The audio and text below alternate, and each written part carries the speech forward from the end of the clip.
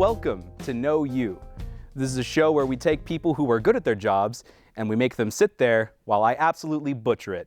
It's also a very nice play on words because we get to know you. Today we'll be getting to know Ryan Biller. He joins us here today in the CMU-TV studio, a place you're all too familiar with, but not necessarily in the same seat as usual. I know, man. It's pretty weird. It's kind of the inverse of what I'm used to. But it's kind of a nice change of scenery. You know what I mean? I'm not used to this side of the studio and stuff like that. So for sure. Well, we're happy to have you back. Yeah, man. Thank you for having me. Ryan is also the host of Nitty Gritty and CMU-TV's newest show, Amateur Hour, both of which you can catch on ColoradoMesaTV.com. Ryan, thank you very much for being here. Yeah, man. Thank you. Yeah. So I wanted to reach out to you and talk to you because we always talk in passing, but we never really sat down and had a real conversation. And every time I see you, it's always something about interviewing, whether it's writing articles for The Crite or your shows where you straight up just interview people for it. I kind of wanted to pick your brain a little bit to see kind of what that's like. So first, I just kind of want to start off with you being here at this school. Why CMU? Did your passion for interviewing bring you here, or what was it? Yeah, you know, in terms of interviewing and stuff like that, I don't even know if it was just necessarily interviewing specifically that I had this, like, you know, internal passion for. It was more so, when I was a little kid, I was always interested in, like cameras and camera work and things along those lines. I was always kind of a storyteller by heart, you know what I mean? And so that was always in the form of something else. It could be, we'd be using my dad's video camera to tell a story of like a garter snake in the backyard, to me writing like my own comic books and things along those lines. But never anything grandiose. And so when I got here, I had the opportunity to, you know, start interviewing and things along those lines. And what ended up happening was I just kind of really started to enjoy the process of interviewing and that sort of line of work. And that's kind of where I'm at right now. And that's really great. So that kind of leads me into my next question here about all the mass comm facilities that we have at CMU. Are you a mass comm major here? I am. I'm a mass comm major. I kind of say, you know, I say that I'm a broadcast journalism major, because that's kind of more, you know, the route that I'm leaning towards right now. Obviously, I'm not entirely sure like where I'm going exactly, but as of right now, you know, I'm a mass comm major. I don't see myself changing. I just feel like, you know, going into mass comm and studying broadcast journalism, as I said, I just think that's going to help me the most in terms of achieving my, you know, future aspirations. Which medium of broadcast journalism interests you most? You have many different hats here. You know, you write for The Crite, you do things for KMSA even, and you're here. Like, which branch interests you the most out of all of those? Yeah, KMSA, the radio station, that wasn't something that, I've never had a huge passion for that necessarily. I think that was more so just like a good way to kind of, you know, enhance my portfolio. I think writing is probably the thing that I'm strongest at in terms of, you know, being a writer and communicating through my like written words. But I think where I'm going right now is probably more so like the televised broadcasting. I just think that that's probably the most applicable to modern day, because, you know, you see that like journalism and technology continue to evolve.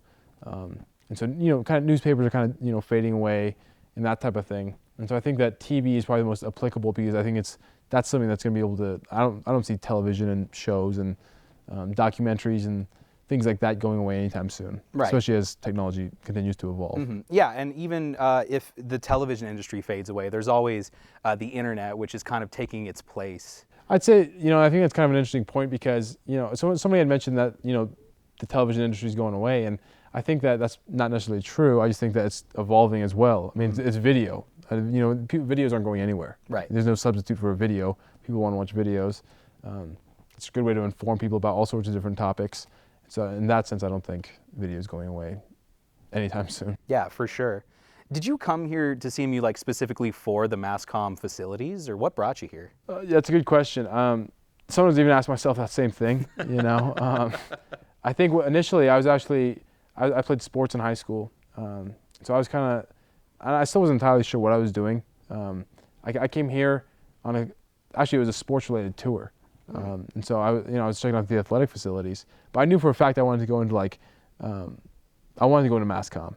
I remember I was walking actually through this studio and I realized like, oh wow, they've got a lot of cool stuff that I think that would help me and teach me a whole lot of different things.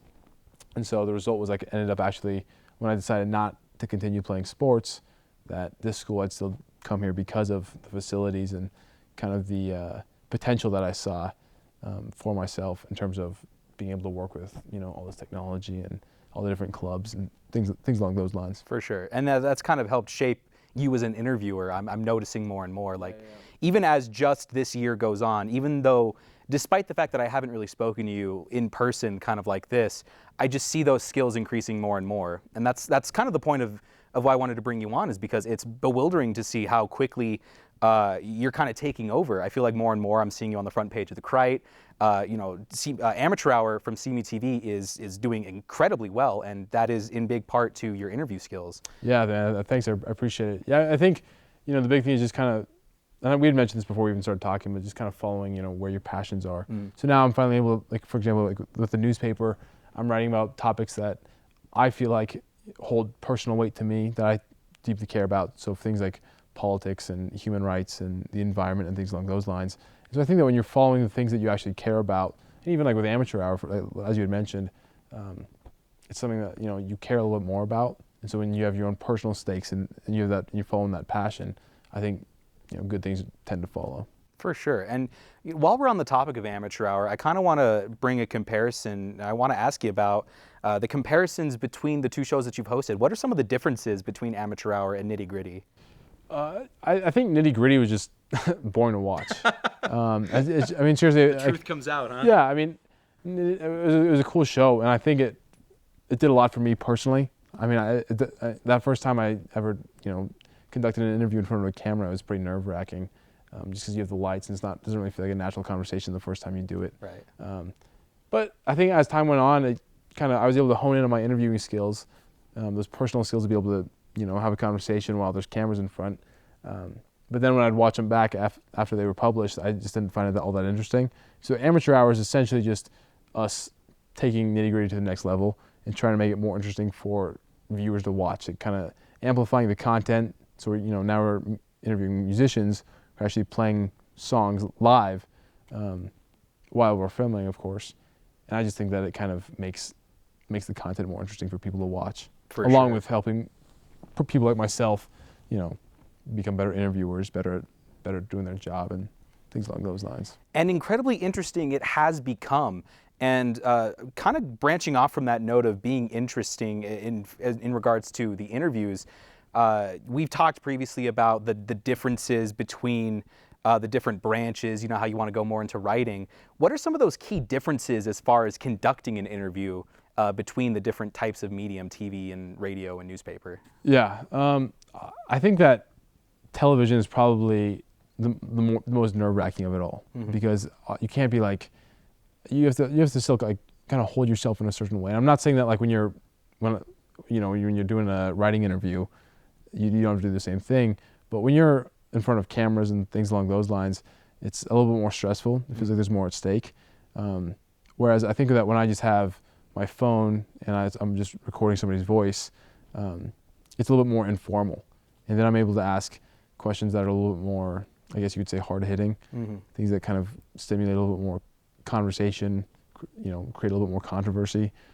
Whereas I think, especially when you're just starting off with, you're standing in front of the cameras and you're interviewing somebody, it's hard to kind of create a mock conversation, because the ideal that you want to strive for when you're interviewing is to make it just feel like a normal, natural conversation.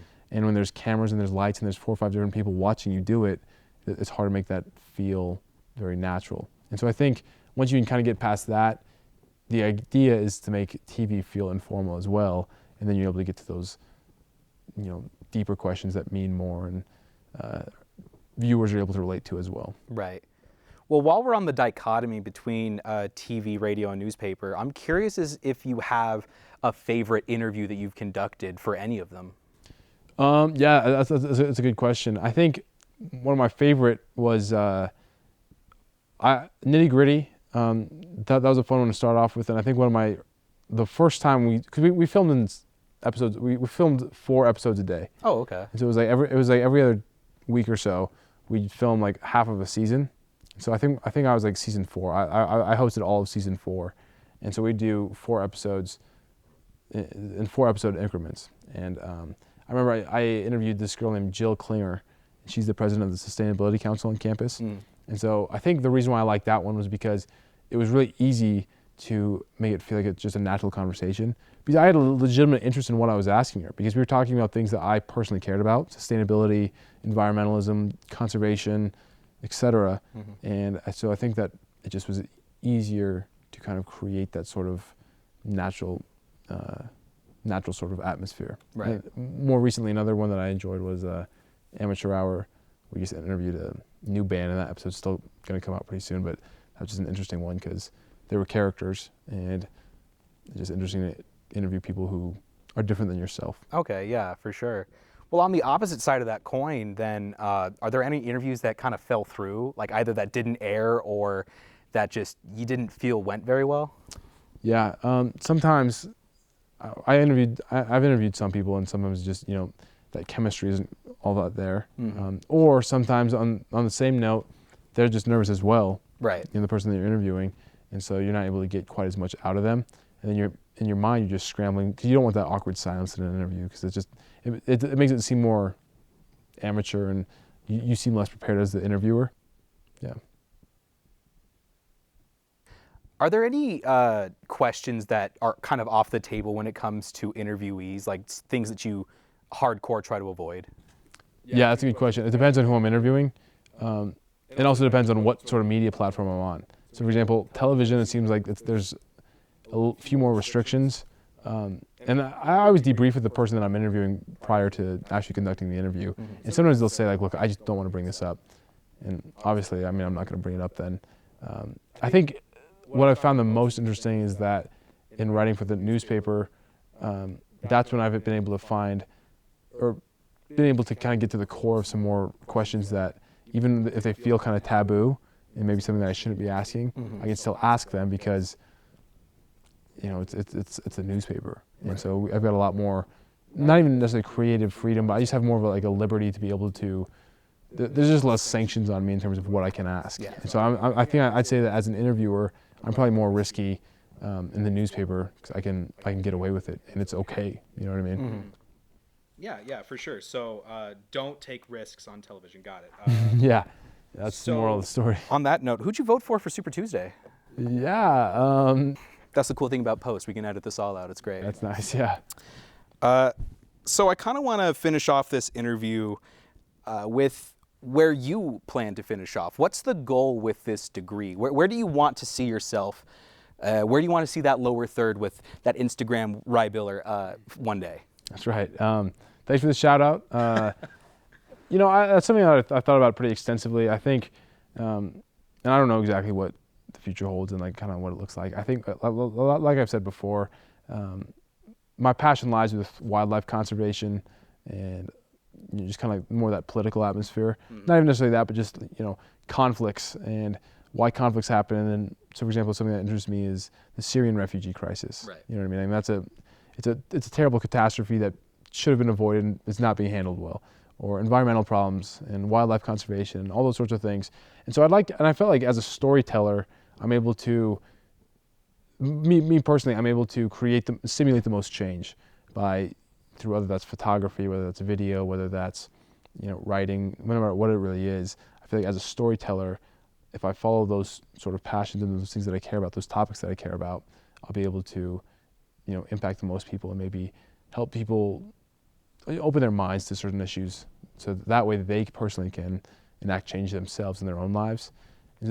I'm not entirely sure what specific job I'm going to have, but whether I'm making documentaries in another country, whether I'm a foreign correspondent, that's kind of the end goal, to do something along those lines, particularly with international affairs. Right. You know, go beyond the borders of just the United States and be able to tell stories and make the world maybe a little bit more interconnected in terms of human rights, environmentalism. And that's basically about it. Well, a multifaceted man ready for a multifaceted career. Ryan, thank you so much for joining us today. Really appreciate it. You can go ahead and take that. Thank you. I'll take that. It was a really good getting good, to yeah. know you. And yeah. Thanks, man. Appreciate it. We'll catch you next time. There's nothing in that. Yeah, there's not.